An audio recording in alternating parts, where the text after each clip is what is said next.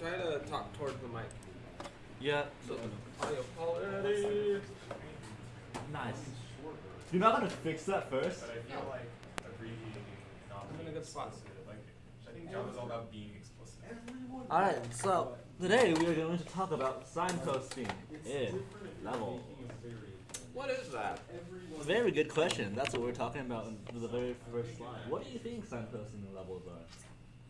I have this weird suspicion that signposting in levels is where you put things in levels to tell the player where to go in that level. In other words, say you have a dark room and you're trying to get your player to walk from one side of the dark room to the other side of the dark room. You put a light on the other side of the dark room and it'll draw them towards it. Wow, it doesn't feel in my slides. Actually, I didn't, but continue. So signposting in levels is much less, the word I believe is, it's more subtle than placing literal signs in the level saying, hey, go this way, go that way. Signposting level is basically where you're using you're using the player psychology in order to sort of point them in the right direction towards where they need to go. Why is it important? Do you know why it's important? Especially in the newer 3D games, it becomes, since you're giving the player all these options and directions you can go, it becomes fairly difficult for the player to know which way to go, and you don't want them walking into a wall for 30 minutes because that's where they thought they should go. Yes, exactly that. Yes, Garrison? Also, with the advent of 3D games, visuals become more complex and the need to guide the user's eye becomes more apparent. Indeed, especially if you have a messy map or a complicated map or an open world map. Players are going to get choice paralysis and they're going to find it hard to go where they need to go. An example of a game with fairly bad signposting is, or at least one level with fairly bad signposting in a game, is the first, give me a second, as I remember the name of the game. What's the one where you're in space and you're on a ship and you're dating people? They're dating people? It was the one that they Andromeda. Oh, Mass Effect. Andromeda. The first Mass Effect game was fairly bad at signposting because, or at least the first level, because in the first level you start facing a direction, and that direction goes into a river, which is heading in another direction because it's a river, and it curves off slightly. So you think, okay, I'm going to go down to the river because I noticed that, and then I'm going to follow the river. But that takes you to a wall, whereas there was a small exit slightly before the river, and that's where you were supposed to go. And why is the river there if I'm supposed to go to this exit? So the thing about signposting in a lot of levels Or is that... Oh, hey, Roy. Who's I the didn't think you were backpack? coming. So we're talking about signposting in levels. So a little quick step back. Signposting in levels is a lot more subtle than literally placing signs in levels saying, hey, go this way. It's more about using human psychology to sort of guide the player towards a location while making them think that they found it on their own. And we're talking about why it's important. It's because if a player gets lost, it sucks. And you don't want players to get lost because then they lose enjoyment of the game. A lot of games nowadays, especially like open world games, some of them have a tendency to just literally have like a waypoint and then like a path for you to literally follow. That's less signposting and more pointing directly to a location. However, there are, what's the word? There's a little give and take in that sort of aspect, which we'll get into a little bit later. So first of all, here are some ways to do it. In level design, you can use lighting, color, landmark storytelling, and level shape to all sort of just guide your player towards where you want them to go. Let's start off with the first one, lighting. Having something lit up makes it easier for the player to notice. Players will usually take the brighter path because humans usually have a tendency to be afraid of the dark. Because one, you can't see shit, and if you can't see shit, it's hard to play a game. So you can use that sort of thing to sort of guide the player. Here are two examples. One's from Mirror Edge and one's from Stanley Parable. The Mirror's Edge, those X's and check marks aren't normally there in the game. I don't know if you realized. But because one path is a lot brighter than the other path, you have the instinctual desire to go left instead of right. The coloring also works in that, but that's the next slide that we're talking about. But in that coloring, you see that the blues, the right side is full of blues, and it's more of a dark color, while the left side is a lot brighter.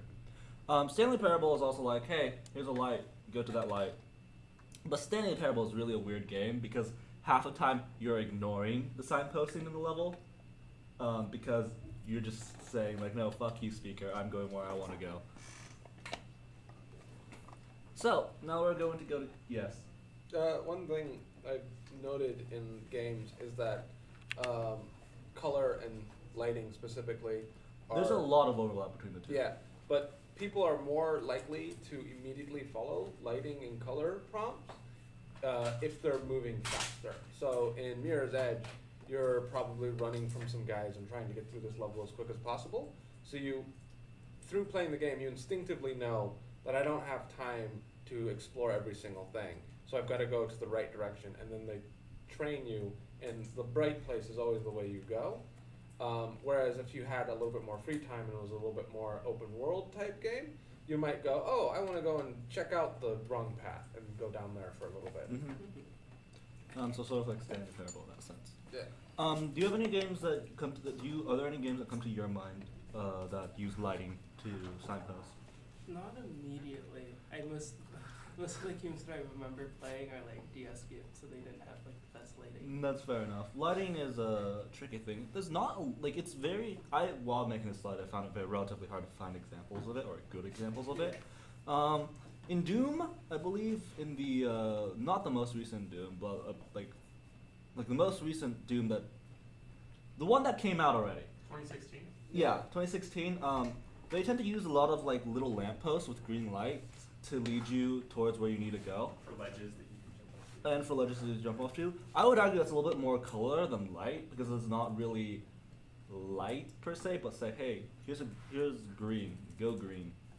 Sekiro does this in their tutorial level. There is the first time you're actually needing to use the climbing mechanic and running and jumping mechanic for any extended period of time. You have to get from one spot down to another spot, and there's a giant hole you can fall in which you have to run around and get out of. And in that whole place, there's only two sources of light, one of them being the moon, which is just there for universal lighting, and the other of them being a small candle, which has a bright orange light, and right next to the place where you need to go. And especially since it's nighttime and everything's blue, going into color, the orange sticks out very well, and also it's brighter. I'm trying to think.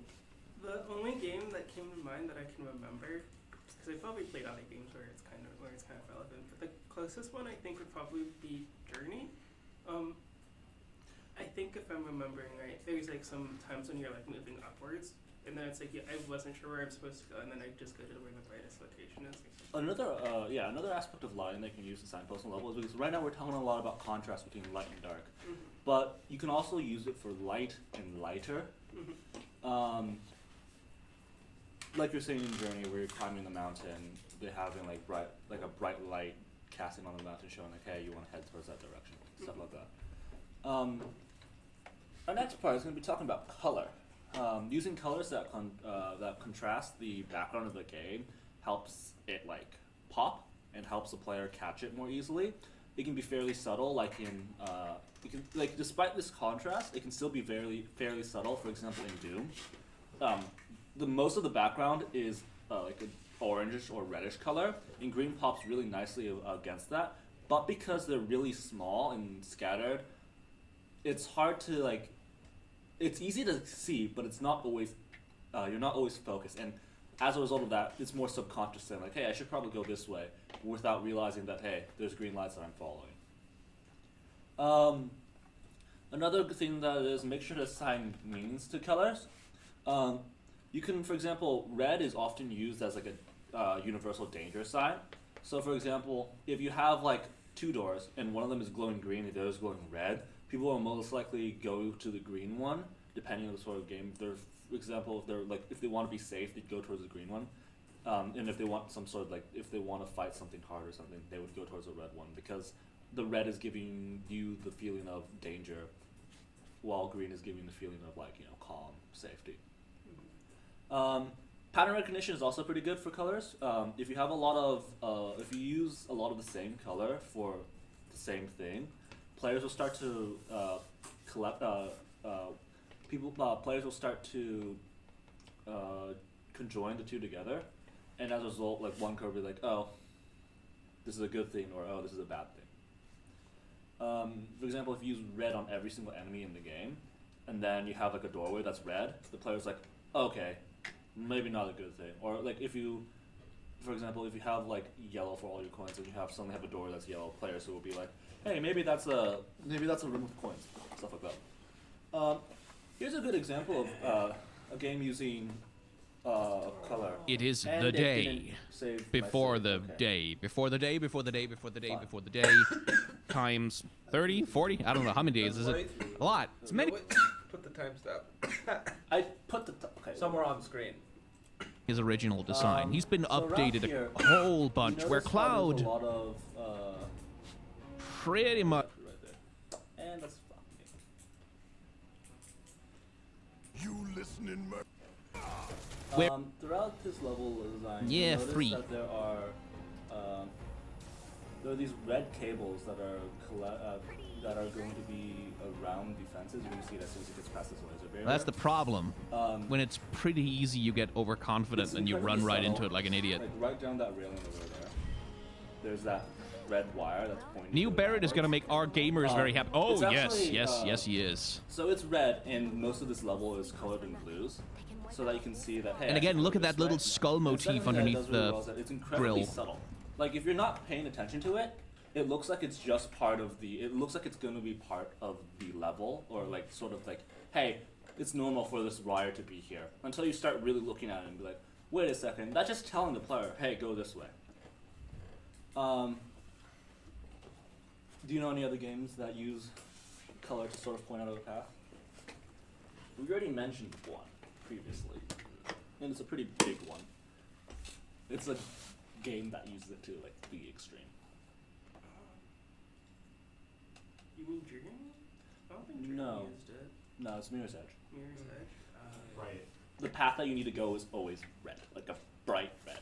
Unless you turn And then on the rest of the map is like white. That's the thing about turning it off. If you take a comparison, I couldn't find one, but if you have a comparison of the red on and the red off, it becomes really hard to find which way you're supposed to go once it's off.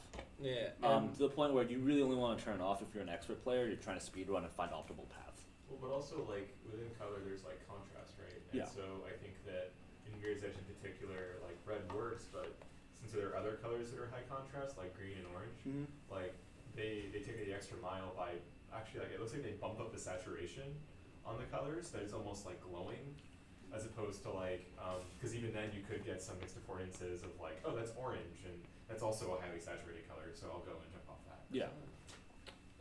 The red is just incredibly vibrant in there in your face. I know in the And that's a sort of pattern recognition again. That red is like, oh, this is the path. So if you're looking for the path, you're looking for red. what's the name of that series? Not Left 4 Dead. What's the one where he's like basically Han Solo? Or Indiana Jones? What's that one? Uncharted? Uncharted. Yeah. All with the ledges in stripes. Uncharted, Yeah. all the ledges that are in Uncharted have like this sort of like whitish sort of thing. They contrast from the rock that they're in, so that they stand out, and so the player. It's a much more subtle sort of color change than in Final Fantasy VII Remake and in Mirror's Edge, where if you're taking a look at it at a glance, you're like, oh, that's natural. It'd be normal. But if you take a really good look at it, you're like, yeah, normal rock shouldn't color like this. And it's sort of there just to show, hey, you should go this way, or you can use this ledge to go And up also this wall. changes too, right? Because you're in an industrial setting, and all of a sudden, or like in an environment, it changes to yellow and black stripe pattern. Yeah. Oftentimes, and so like per environment that like affordance might change. Speaking of climbing, if you've seen Horizon Zero Dawn, that game also uses a lot of yellows for anything that you can climb, which is another way of signposting. And speaking of Horizon, we're getting into the next part, landmarks.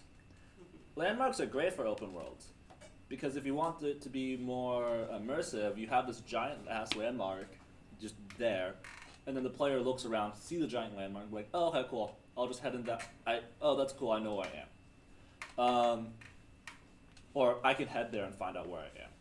For example, in Legend of Zelda, in Breath of the Wild, there are these towers all over the place which you can climb, and then you get a good view of the surrounding area. In Horizon Zero Dawn, there are these like giraffes, or like law necks, which you can climb to get a radar, out to basically have a look around the map as well. And they both have like similar goals. You can also, a funny thing to do is that like if you have a unique enough landmarks, you can actually make it even more immersive with in-game directions. I believe The Witcher does this. I don't quite remember. It may be a different game. Where basically every once in a while, if you're playing directly off the dialogue, people will be giving you directions, basically saying like, "Hey, you head over to the well, and then you turn, and then you go east," or something like that. Where basically, you see, okay, I go this way, and then once you see that landmark, you're like, okay, I know where I know where I need to go. Instead of just checking your map and basically saying like, okay, I'm here, I got to go that way. One thing I like about Breath of the Wild and their towers, as opposed to like the Assassin's Creed towers and whatnot, is that you can get the function of a tower by climbing up to any tall object, basically. So that even though the towers are there and they serve their purpose, climbing up a large mountain is like just as effective when you want to look around at a lot of things. Now, most landmarks are usually tall, so that players can see them from every location. However, iconic landmarks are also very good while not having to be tall. For example, in Breath of the Wild, Ganon's castle, or the Castle of Hyrule, you see that and you're like, okay, cool, that's where I need to go. Depending on how you design the building can be like bright enough for a person to be like, okay, cool, I need to go that way. It doesn't have to be an open world as well. For example, in Destiny 2, there's a raid called Scourge of the Past, in which you have to find an enemy that's invisible. You got to kill them, and then they'll drop an item. You have to drop an item to one of the 4 dump locations scattered throughout the map. Now, these dump locations are ground level, and there are a lot of tall buildings in between. The way that they make it easier for players to find where they are, they use landmarks.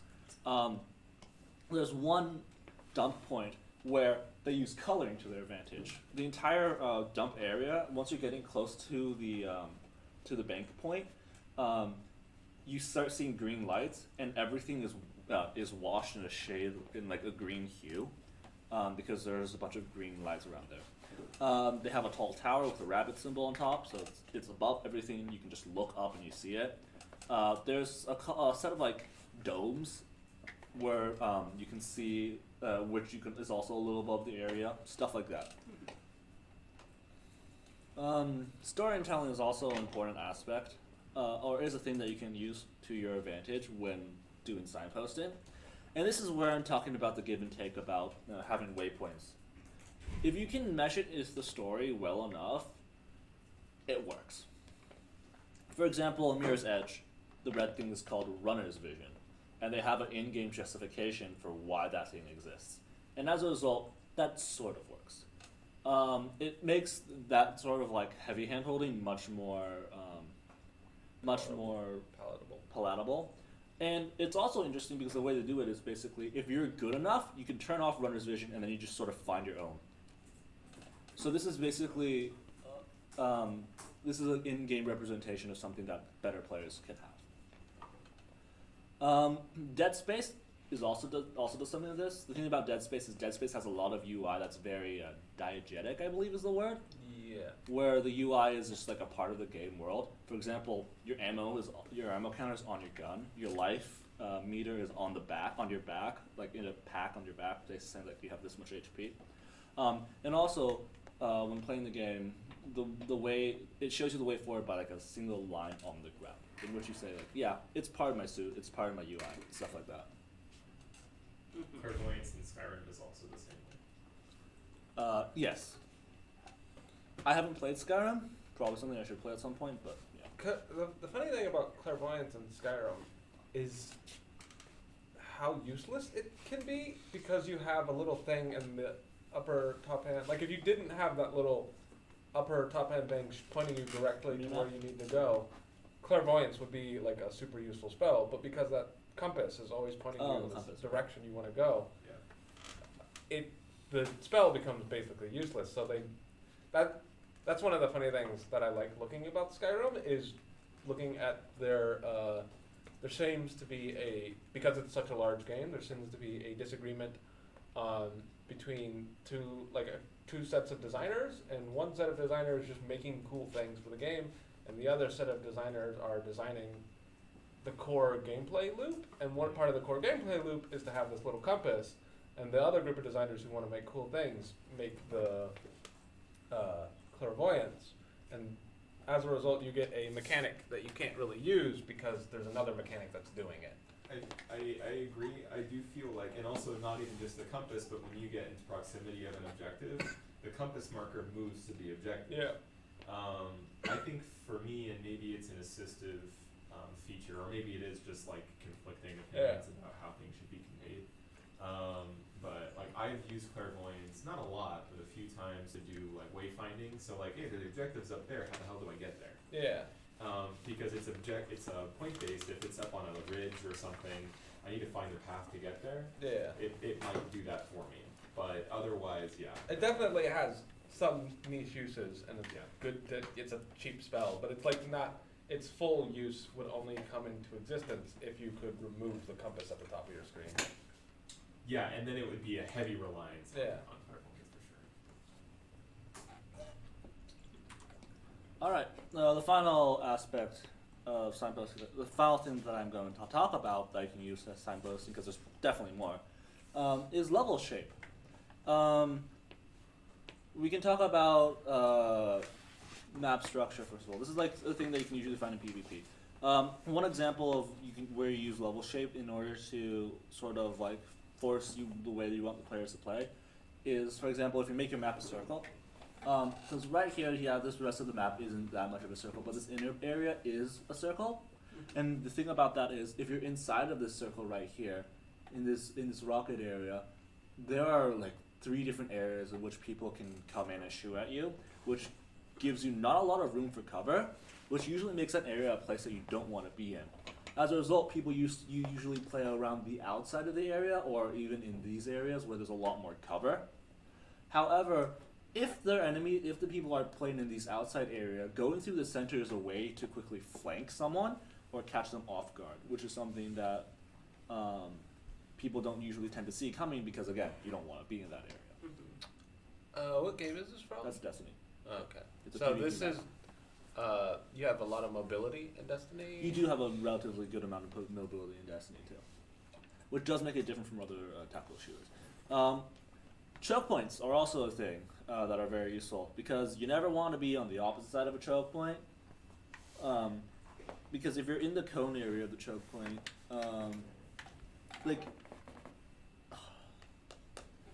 basically you don't want to run towards a choke point and get funneled into the choke. You want to run out from the choke point rather than inside. Both times is not the best thing, because if there's a person waiting at the end of the choke point, you're gonna get shot down. But it sort of forces players to like either avoid or go towards that area in that sort of way. Because if you're running in, you're basically, especially against a single target, you're sort of neutering yourself, because that target can just keep shooting and get it, because only really one person can engage at a time. I guess League also sort of has this sort of signposting in the fact that it has lanes in a jungle, where a jungle is a place you usually don't want to have team fights in, because your champions get stuck, flanks occur, there's not a lot of room for movement, and there's a lot of walls, whereas the lanes are much more open and free for the players to go to. Which inside of that case, it also depends on the other characters. It also inside of depends the on team game. composition as well. Um, For example, some champions you want to be in that sort of area, like Miss Yeah. Fortune, Kiana, but basically, if you get enemies into a choke point and they can't move out of it easily, you deal a lot of damage to all of them. Yeah. The only other game that has something similar that I can recall is something, it was like the Mega Man Battle Network series, kind of, where it's like the shape of the levels were always kind of similar to how you wanted to, like the location where you wanted to go to. And it would kind of foreshadow where you would want to go to, because a lot of the times there's like multiple levels. So it's like as you're going through the level, you'll like the shape of it makes it so that you can preemptively see where they want you to go. And then even though the level is basically all the same color, no lighting, it would still have like this it would still have this type of like view where it's like, you know, you have to go here because of what they said in the story. So you have to, it kind of shows you. The thing about a lot of platformers is that there's just a general tendency for the players to be like, oh, let's just go right, I'm just going to keep going right. And you keep going right until you reach the end. So, that in itself does help directing players to where you want to go, because if your level is literally just run right, they're going to be doing that anyways. However, it gets more difficult if you're doing a more Metroidvania sort of game. Metroidvania games heavily rely on color and landmarking, because you need the color to distinguish the different areas, and you need the landmarks for the players to remember, oh, there was something over there, let me go back over there. Because if the landmark isn't recognizable enough, players are going to forget about it and they're never going to come back, which means that they're not going to get the item that was hidden there. I don't know why I didn't think about this earlier, but Hollow Knight does it super well. Yes, Hollow Knight does this a lot. Each area has a different color scheme. Arguably the Queen's Garden and the Mantis area, or Queen's Garden and Greenleaf, have a lot of similarities.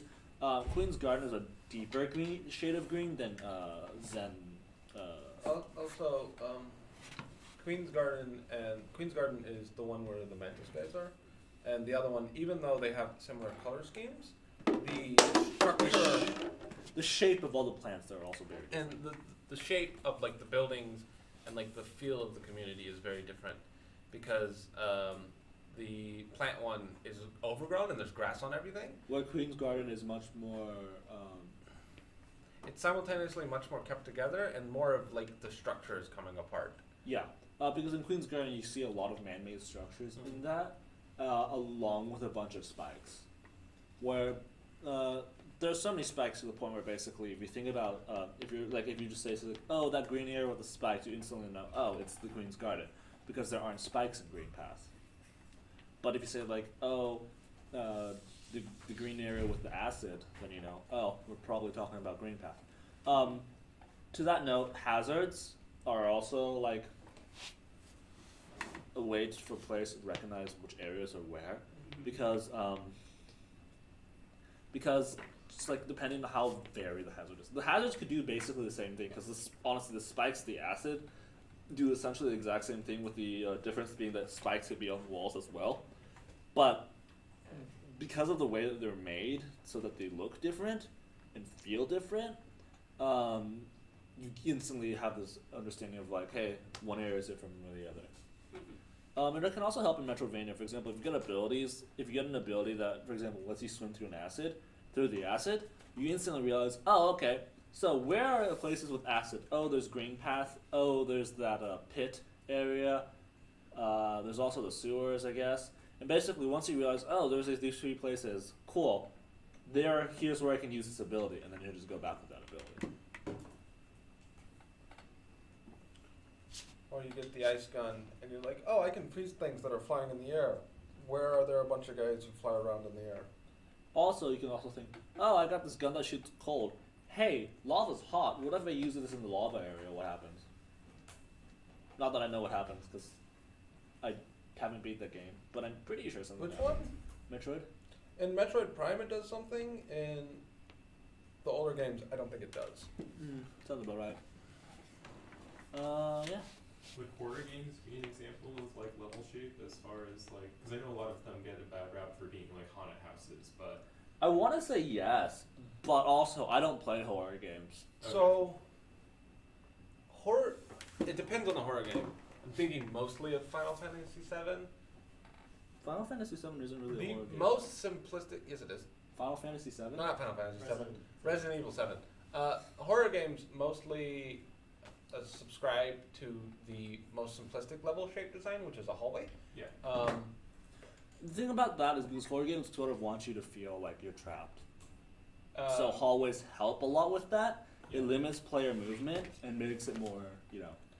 and horror games, for various reasons, when we talk about design, most of the time we're thinking, how can we give the player interesting choices? Right. Horror Horror games games is the is how opposite. can we feel like the player doesn't have interesting choices, even when they do. In a sort of way to, it's the sort of way, if you take agency away from someone, it makes them more scared because there's They're less things they powerless. can do. Yeah, they're powerless. There's less things they can do in order to help But them in keep themselves alive. thinking of this, in the Resident Evil 7 DLC, I can't remember the name of it, you go into this main center area, and then there's these 4 doors. And technically you can go to any one of them you want, but they start with like a blue color. The one that you're supposed to go through first is a blue color, and then there's like a green color, and then there's a red one, and the red ones you go through last. And technically you have to go through them blue, green, red. Right. 'Cause In you got a order- key card or something. Yeah. Technically they can all open, but once you go in there, you start running into difficulties that'll kill you if you don't have the thing in blue. Right. But they're using color to signpost because blue is a little bit more peaceful than green, which is art. It might be green, blue, red, but blue is a little bit more peaceful. Green is a little bit more peaceful. Red is super dangerous. Don't go into the red one until you kind of sussed out the situation. Right. What else? But a lot of horror games are fairly linear. Heck, even Resident Evil 0 takes place on a train for the first, 2 hours, which is basically you're just running back and forth in this one long hallway. Right. Well, that's also a reason because I think a lot of horror games are trying to tell a story Yeah. rather than because it's easier to make a story scary than have a open world and have that be scary Right. because see the thing about open world, it's hard to control the player. You want to be able to control the player as a horror game developer to sort of force them into situations where they're scared, where you can force a terror. Because a lot of horror games you have to worry about the you can't keep the player scared for too long. You have to have this S curve of ups and downs where with high intensity and low intensities in order to get the player in order to keep the player from getting a heart attack. In order to keep the player fun basically.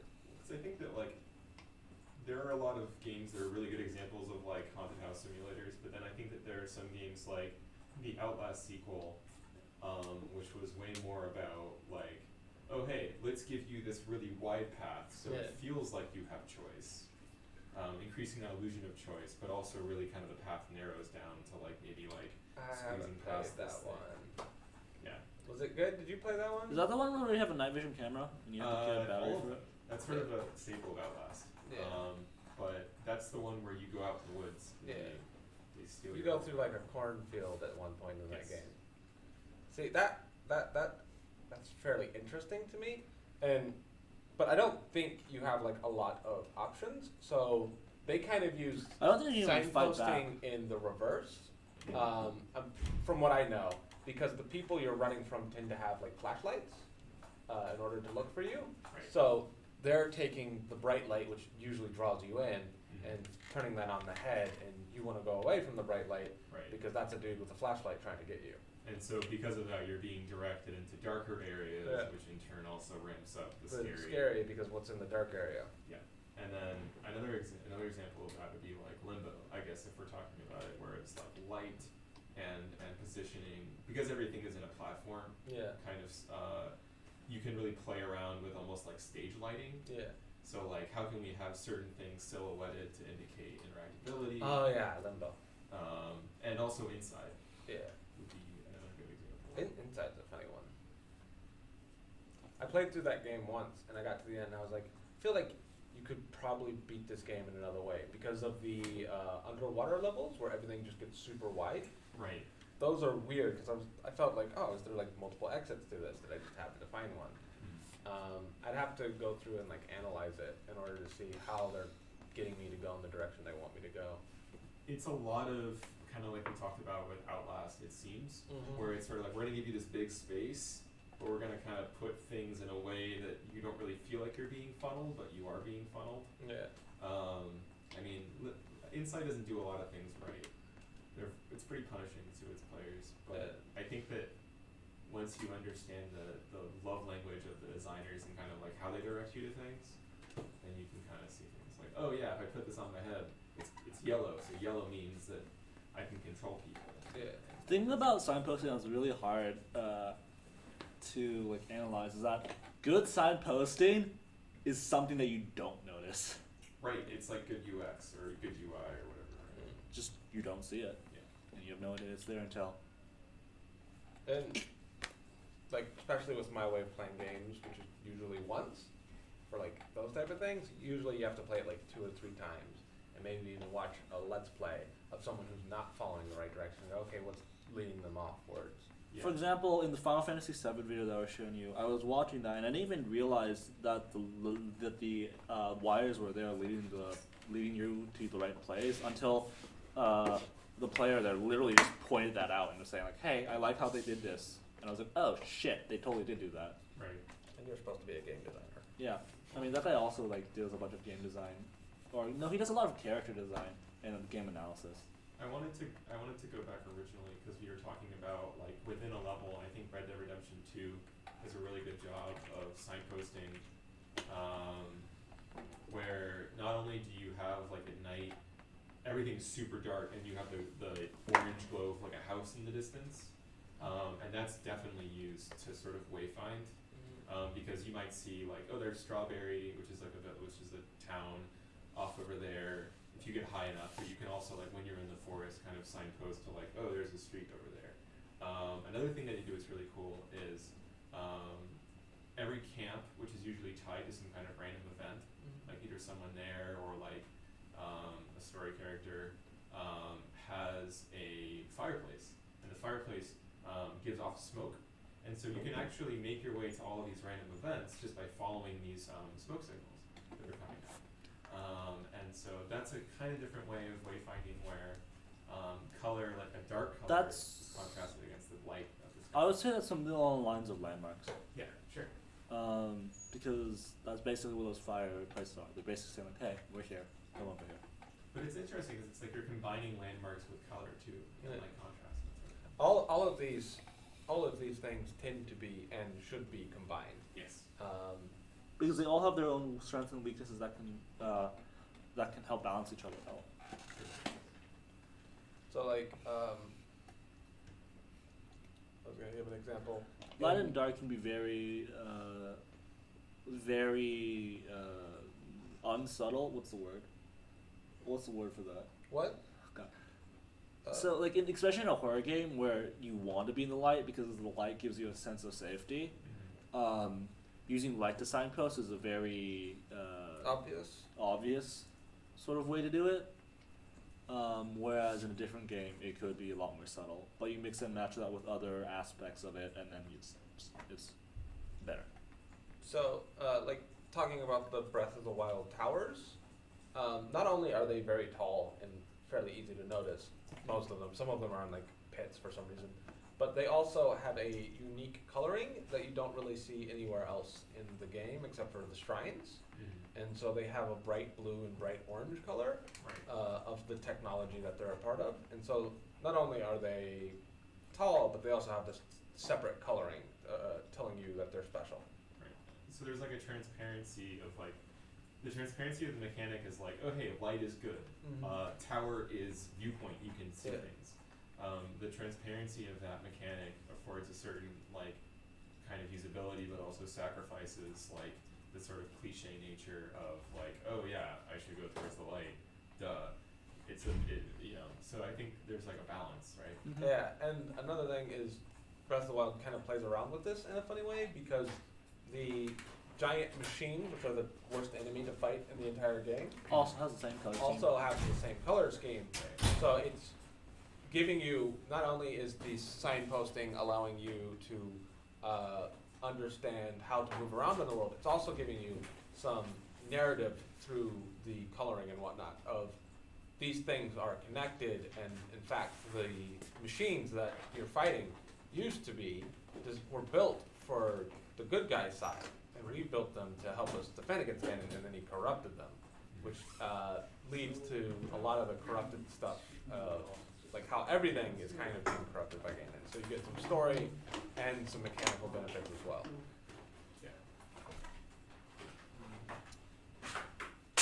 So yeah, I think we basically covered most of it. Thank you for coming. The only other game I could think of, it's so subtle. And a lot of the games I played were before I was thinking about game design. So then, now that I'm trying to like remember back to them, the closest one that I remember that had like almost all of these was like Left 4 Dead 2. Where it's like they combine the use of like lighting to show where to go, sometimes like color, or like using like you like see like there's dead things or something, like you see like, oh, there's zombies here, maybe I don't want to go that direction. You kind of know landmarks because of what like the people are saying about like the direction you're going, like the story, yeah, and stuff like that. So it kind of like combines all of them, but that's the only one that I can like fully remember that actually happening in them. Yeah, that's understandable. But yeah, I think that's done. Thank you all for coming. Thank you.